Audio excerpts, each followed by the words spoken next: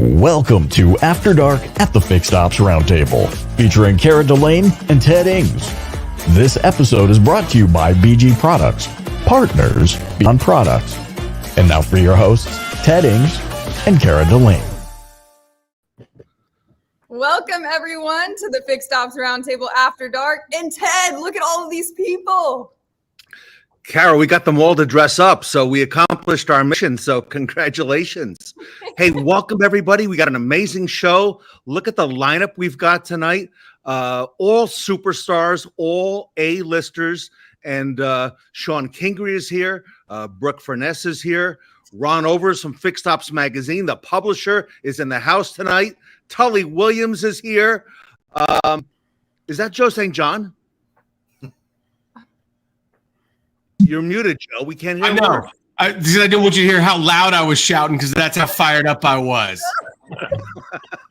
Ed Roberts is here. John Frazier is in the house tonight. And Steve Apicella, you've helped bring all these folks together for the common cause of uniting, Steve, F&I, and service and parts. So, Steve, congratulations to you at Strategic DX. Love this group, and so privileged to have them all on one night at one time. Very cool. Yeah. So on the eve, by the way, of the Fixed Ops Roundtable Roaring 20s event, here we go. This is the kickoff. I cannot believe it is here. It is time. And Cara, I know you're going to tell us a little bit about when that event is actually taking place. Ooh, coming up. I don't think I'll sleep till then, Ted. We haven't given you much chance to do that. That's coming up tomorrow, right? Tomorrow is the big day. Finally, the Roaring 20s is here. It's going to be tomorrow, Wednesday, and Thursday. So it's not too late. If you haven't already got your complimentary tickets, you can grab them now at fixedopsroundtable.com. And trust me, you do not want to miss this. You do not want to miss it, everybody. It is going to be the all-time record holder Fixed Ops Roundtable event. We're just talking about that in the green room before we got started. All these folks, all of the attendees, everybody who made this possible. And I also want to thank our exclusive sponsor for the show as well, Cara.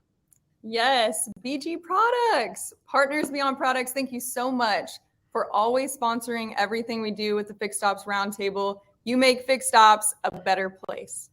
Yep, and we're going to be very honored to have the gentleman on top of the car with us tomorrow afternoon at about 2 o'clock Eastern Time. It is Bob Tasca. Everyone, he's going to be doing a message for your technicians and future dealership technicians, so you do not want to miss that. And I see in the picture here, he's also got Cara, the backup driver, as well. I'm trying to steal his thunder, Ted. Yep. So that was a very great, exciting segment with Bob Tasca, and he represents BG Products. So that will be tomorrow afternoon, and that is coming up. And there are many super panels as well. But Steve, got to talk a little bit about your panel because this is the mega panel. And talk to us a little bit about what you put together and why. You know, the why is everybody on this panel. You know, the great part of our industry is represented right here. The very thing that differentiates the brick and mortar dealer from everybody else, especially the 100% online retailers, is our unique ability to also locally service the customers better than anybody. And the representation of that is right here on the screen. And the challenge for our industry is, with all this horsepower, why do we leave it up to the one-time transaction? We got to take all this horsepower, F&I and fixed ops, and make it part of one mission, one ownership journey, all the way through, if we're interested, Tully Williams, in the repeat and referral business. That's what we're doing here.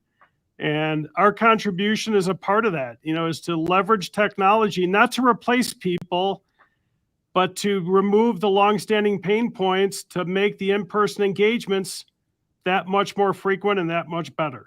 And that's what I believe. Technology doesn't replace people. It removes pain points so we can make those in-person engagements rock.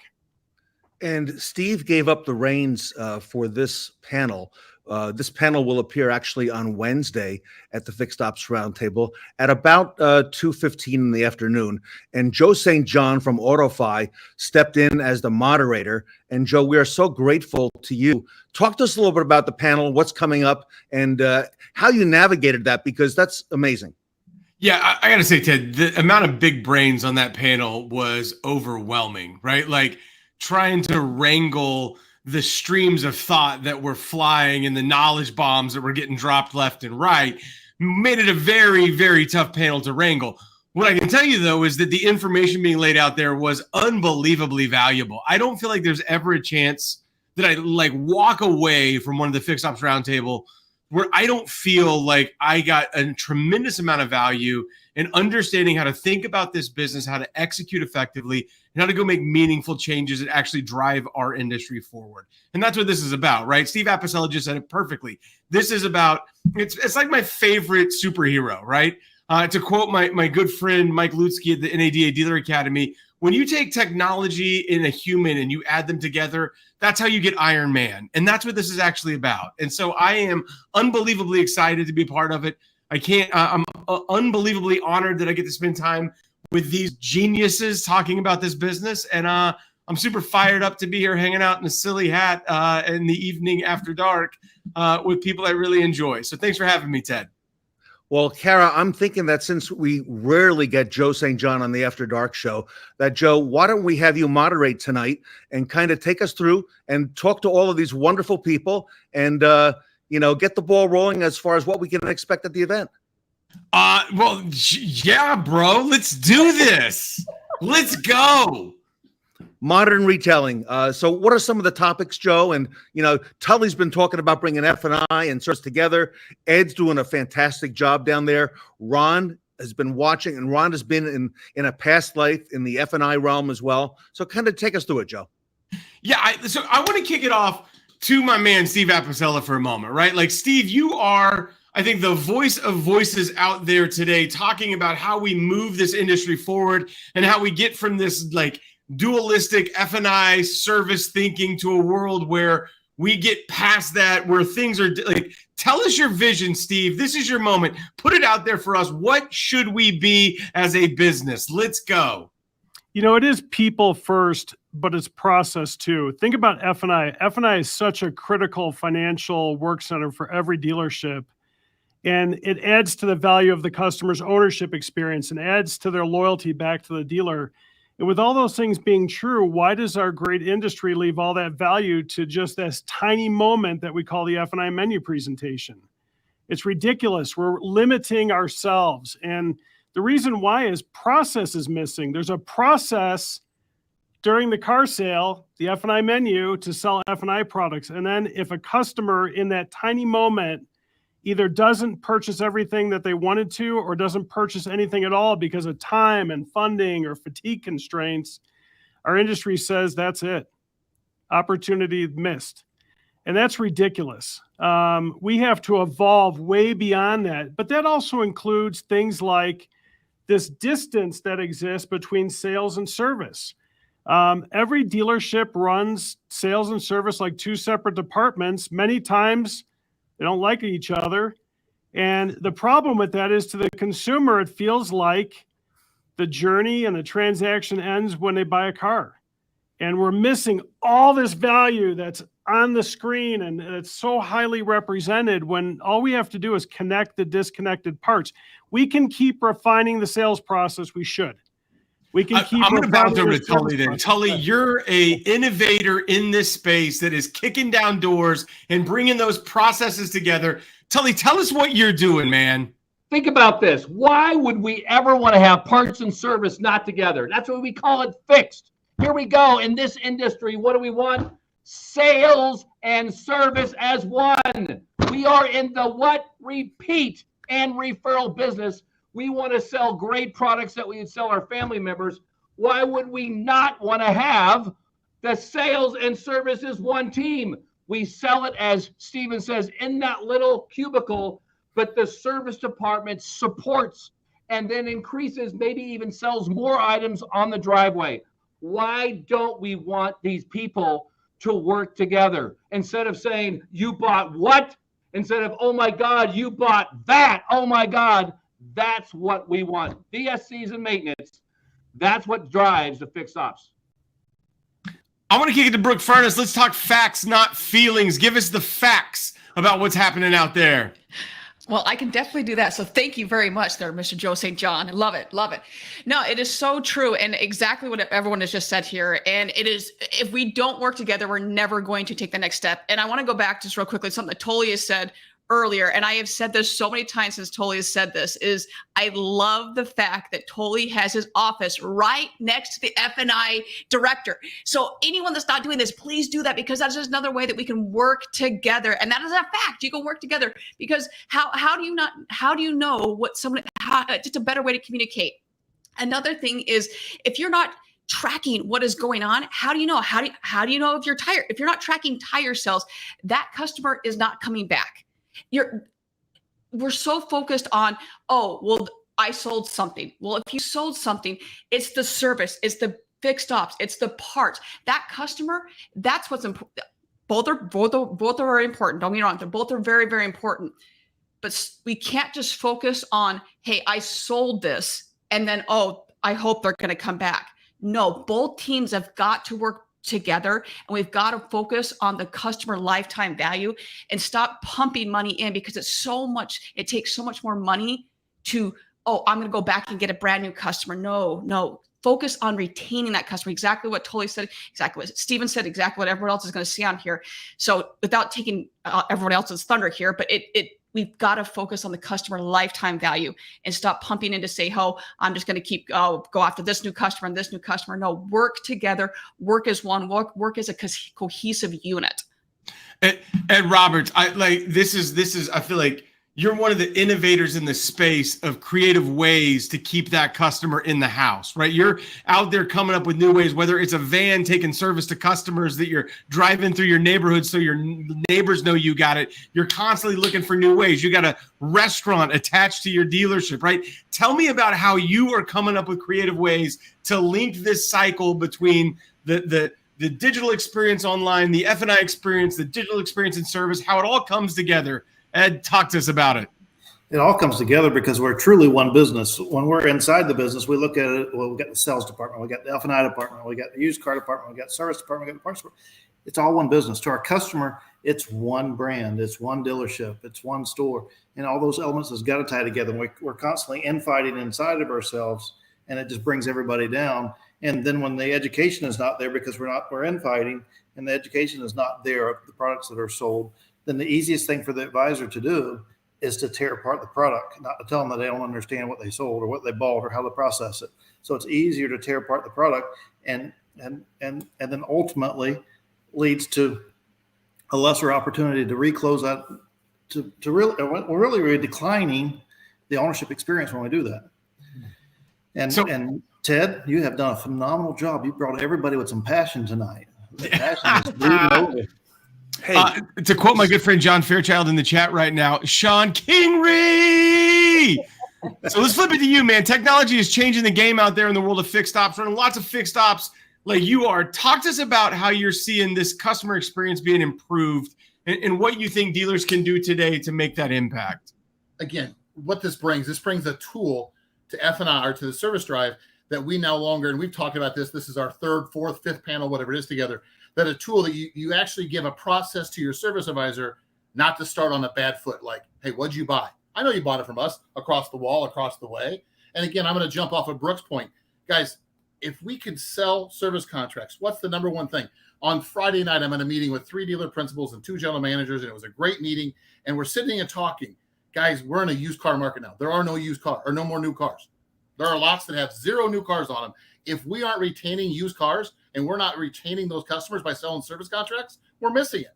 And to the point, if we're selling them and the guys in the service drive have no idea what the customer bought, and quite frankly, the customer doesn't know what they bought, then we don't stand a chance. We're dead.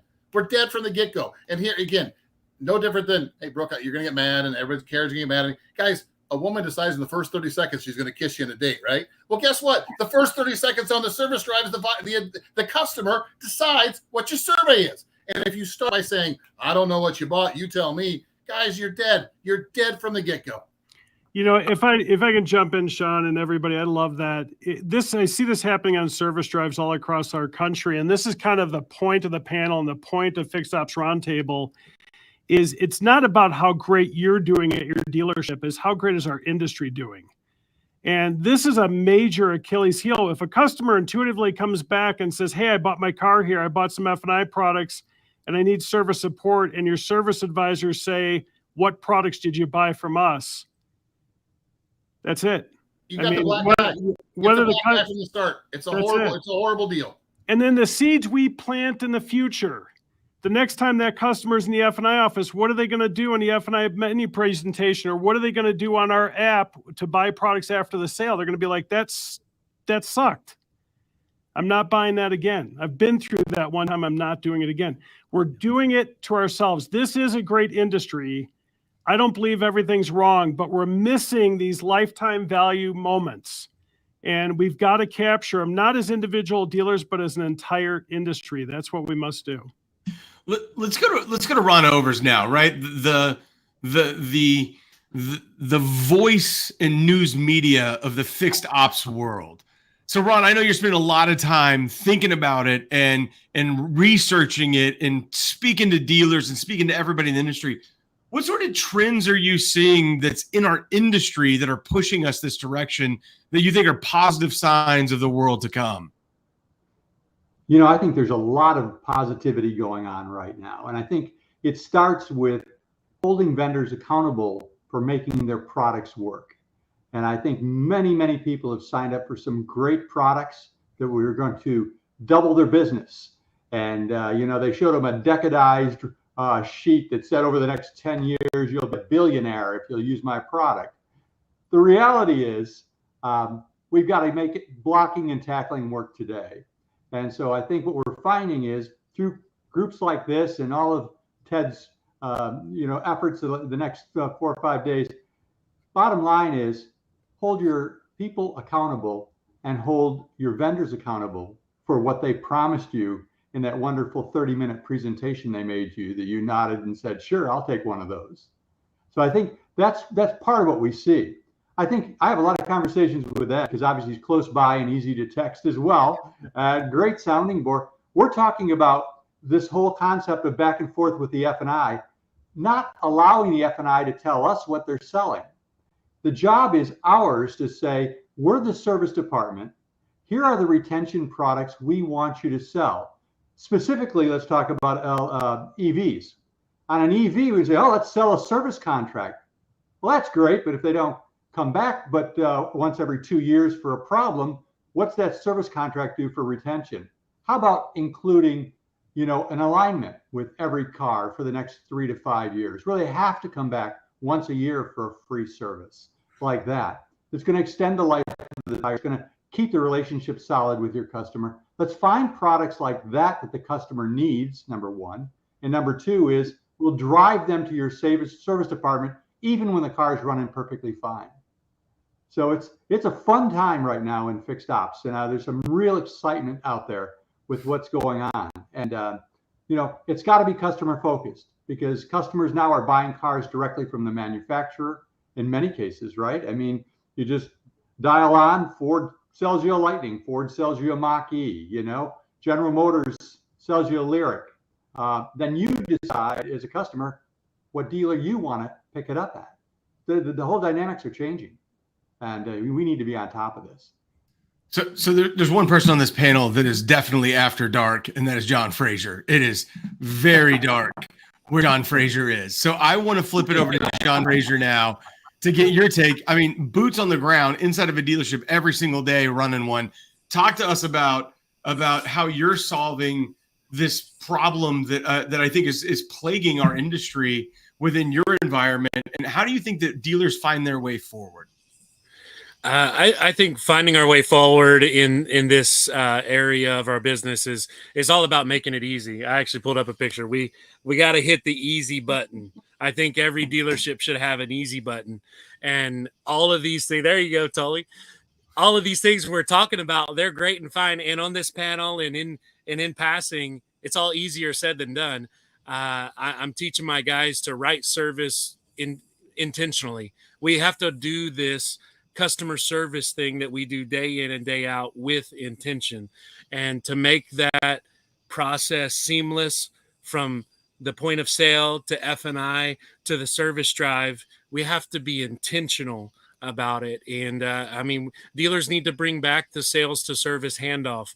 We need to make sure that the advisors are cross-trained on what products are being sold in F&I. And we need to make sure that we're streamlining F&I and not selling 100 things that nobody can keep up with. You know, we sell 2 major contracts out of our office, F&I office. And then on the service drive, we have a streamlined maintenance plans, road hazard plans, appearance plans, dent and ding and windshield plans, and mechanical.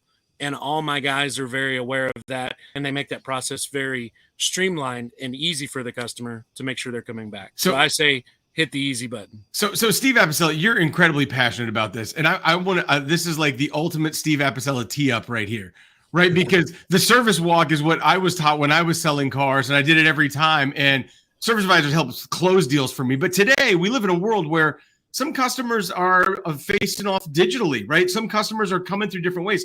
How is technology helping to bring these things together in a way that's actually meaningful to that end user? Oh, you're on mute, Steve. You're on mute. It's too powerful. We couldn't handle it. He had to mute himself. With remote deliveries, with ordering cars, F&I can take a real hit. And this is where we have to connect those disconnected parts of the journey and put it into the customer's hands. Customers are intelligent. Show them what's available. Give them the options. Let them make the choice, and you'll be surprised what happens. It powers more sales, and it powers more satisfaction. It powers more loyalty. Again, that's not to remove it. I'm always clear with people. I don't say take away the F&I menu presentation. That's not what I say. What I say is, why should we let all that value reside there alone? We should put it in the customer's hands. We should empower the service advisors, not only with what the customers already purchased and a digital pathway for service when needed, not this analog anarchy crap that's 1-800 numbers and phone queues and call hold wait times and manual claim processing. That's ridiculous. It was said by Ron Overs about vendors. F&I administrators are very, very valuable in our industry. They create this very important financial work center. But if an F&I administrator or their agent walks into your building and says, here's our great products, I would say, when service needs to happen, how is that fulfilled through your company? And if they start saying call a 1-800 number different for every administrator and phone queues and call wait times, I would say no thanks, because that's a representation of yesterday, not of today. We're not an F&I administrator. I'm not saying buy F&I products from us. I'm saying the process of engaging service and the process of selling service contracts and warranties after the sale is missing. It needs to be filled. It's a vacancy in our industry that can't wait any longer. That's only part of our platform, but a significant part of our platform because of the vacancy that it fills. I think that you're bringing up a really, really deep point here. I think Sean Butler's commenting about it as well. And I see those of you that are running fixed ops departments who are losing their minds right now because you know at this very moment, if your dealership's still open, you've probably got a service advisor on a phone with an administrator on hold with a queue of customers lined up in front of them, right? So Tully, like, how do we address that with our systems and processes in a way that's meaningful? Think about today on F&I products. Most F&I products, the company and the dealership are one. The dealership is reinsured. They have a relationship. Our advisors want to have service contracts. Why? John said it perfectly. I'm going to hit the easy button, right? That was easy. Because what happens when a product is broken? They get it sold. They know the service contract, the one that we sell at that store. If it's set up right, it will be at retail rates. It will be list price. Why would you not want to have a service contract in the driveway? This is for forward-thinking dealerships. Are you sitting there saying, remember, the service department is your future for reputation. Your future is in the driveway to bring those customers back for repeat and referral business. Service contracts drive that behavior. If we send our mothers in to buy a used car, what do we say? Buy a service contract, right? That's the first thing we say because we know it's going to protect those cars forever and ever. And what is the best thing? When we have a trade-in, because we drive repeat and referral, the best used car is what? A used car trade-in that has a service contract on it because a car got fixed. Is your whole store together to drive that repeat and referral business to make sure that it's not all about the fixed ops, it's not all about the F&I, it's all about the team, as Ed always likes to say. None of it works unless all of it works. Period. I want to get back over to Brooke Furness for a moment. And I know we are, this is one of those panels we could just keep going forever. Like we could just talk about this till the cows come home. Brooke, let's talk facts, not feelings, right? What are the facts out there that you're hearing around service departments being successful with F&I marketing, with F&I sales, with actually getting consumers to find value in those products? Well, first off, couple of things on that. I just want to touch on the vehicle service contract on that is that I actually did a poll to see, okay, asking people, what do you find value in this? And when you actually have the vehicle service contract, do you have issue with it? The overriding consensus was either I get asked to, no one knows what it is, or I have issues with it. There were other people out there that said I don't have issues, but the overriding consensus was I have issues with it. And I can tell you that I personally buy a vehicle service contract every single time. And every single time I have learned I have to keep a copy of my vehicle service contract to prove that I have a vehicle service contract. So as I go and I talk with my clients and say, hey, just make the process as have that easy button, make it easy, make it seamless. So whether it's marketing, whether it's, hey, let's take the digital portion out of it. All of this technology is wonderful, but if the process doesn't work, if your people don't work, it doesn't matter how great the technology is. So we can talk about all the incredible wizardly gadgets and the latest tool from the 20 group that you're promised it's going to last with the sun, star, and the moon. That doesn't really do that. But at the end of the day, if you don't really need that, or you're not going to have the tools inside the dealership or the process and the training and all the things at ground level, none of that really matters. So you at the end of the day, you've got to have inside the dealership a game plan. So if you talk from a marketing standpoint, there are a lot of things you can do. Hey, are you talking, Steve, I know you and I have talked about this from what about the phones? I mean, when was the last time that you actually looked and said, hey, are we engaging in a phone situation? If I'm sitting and I have my car updated and I take it in for service, am I getting any type of updates on my phone, a video? Hey, this is what's going on. Here are your brake pads. This is what it should look like. Hey, here's an update about what's going on with your car. Little things like that versus your car's supposed to be done at 2:00 and now it's being done at 6:00. Like just little things. There's the big things, there's the little things, but once again, going on a process and just the updating of things of how they should be done. And I think when you step back and look and say, hey, how are we doing things from a process standpoint? And there's a lot of great technology out there, but are we doing the basic things and then building upon that? And yeah, there's a lot of great technology out there, but if you can't do the basic things of, are we texting the customer? Are we videoing the customer? And then going on to all the other amazing, other great tools out there, but you've got to start at the basic things. If I can jump in too on this topic, forcing our customers to come back is not loyalty. We need to inspire them through the experience we deliver to want to come back. This is missing. It can't be step 1, customer acquisition, step 2, customer abandonment, if we expect anything more than a one-time transaction. And again, to all the great leaders that are on this panel, it's not just about what we're doing at our dealership, it's what are we doing as an industry. We have to contribute to the industry message and the industry sentiment. You guys, the State of the Union is not great. Most customers don't like the car buying process, not at your dealerships, in our industry. And most customers that do buy a car choose not to return to their selling dealer again. That's an industry problem that impacts everybody.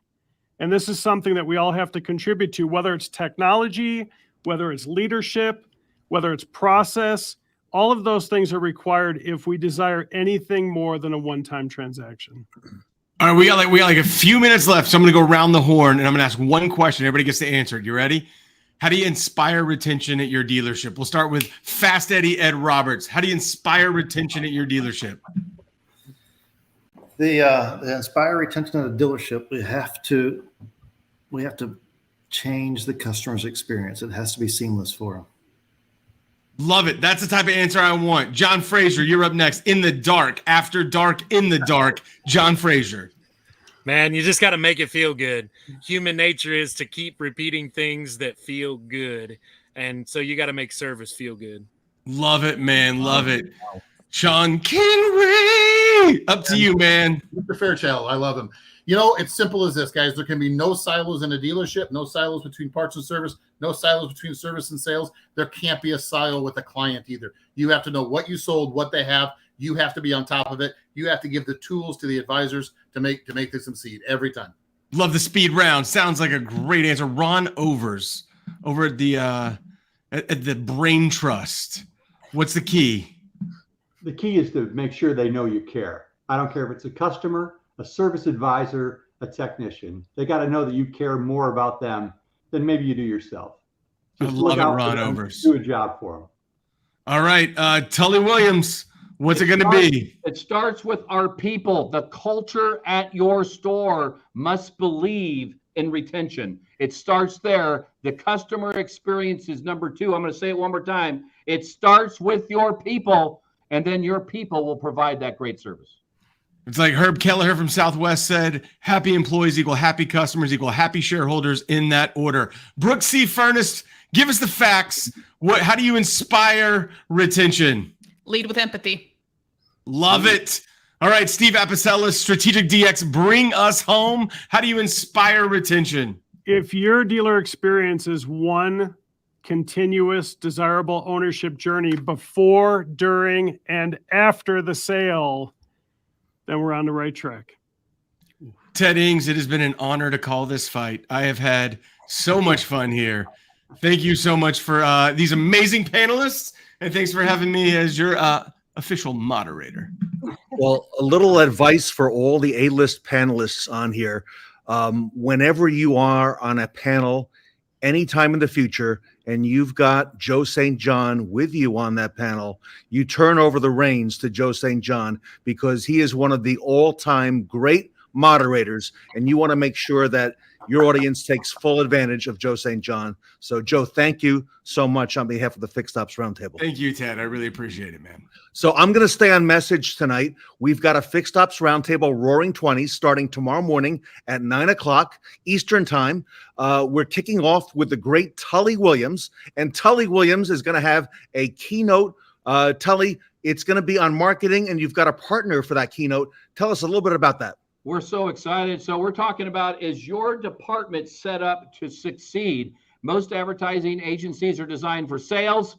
And then when they say fixed, they mean fix what on the sales site? I'm talking about 100% fixed ops marketing. Super pumped for tomorrow morning. We've got a powerhouse lineup for tomorrow at about 2:30 Eastern Time. Ron Overs is going to lead the Fixed Ops Magazine panel. Sean, you are on that panel. Ed Roberts, Tully, you're there as well. Ron, tell us a little bit about what that panel is going to be all about. I'll tell you what, it is so exciting because, you know, I really did much like what Joe did, and that's just ask questions, right, Joe? I mean, just basically wind them up and let them go. So I just asked these guys how to do the job better. And they, you know what, they revealed their deepest secrets on how they've been successful. So you got to tune in and listen. You're really going to be inspired. Yep, that's tomorrow afternoon, about 2:30 Eastern time. And Ed Roberts, you have got you've got a keynote of your own coming up, not tomorrow, but it's one of the following mornings with Tony Owens, who was on tonight. And you're talking a little bit about dealership culture. Tell us a little bit about that. It's just like Tully and Sean said a few minutes ago, culture drives the experience.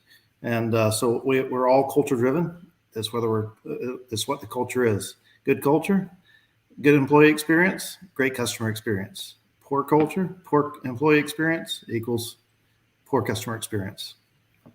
And we've got some of the all-time best keynotes, Ed, including yours on this event. So I'm looking forward to you and Tully, and then Brooke and John Frazier. You are on the panel, and Brooke, you're on quite a few panels, but you're on that panel with John, with Steve Apicella, with all the people who are on here tonight, you know, talking about modern retailing. So John and Brooke, I want to thank you.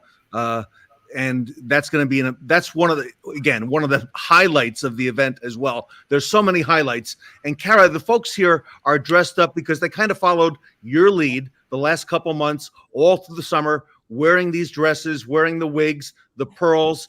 And we're going to have some awards tomorrow night, or rather on Thursday, I think, for not just best practices, but best dress, right? Yeah, forget the best practice awards, Ted. We got something better going on during this event.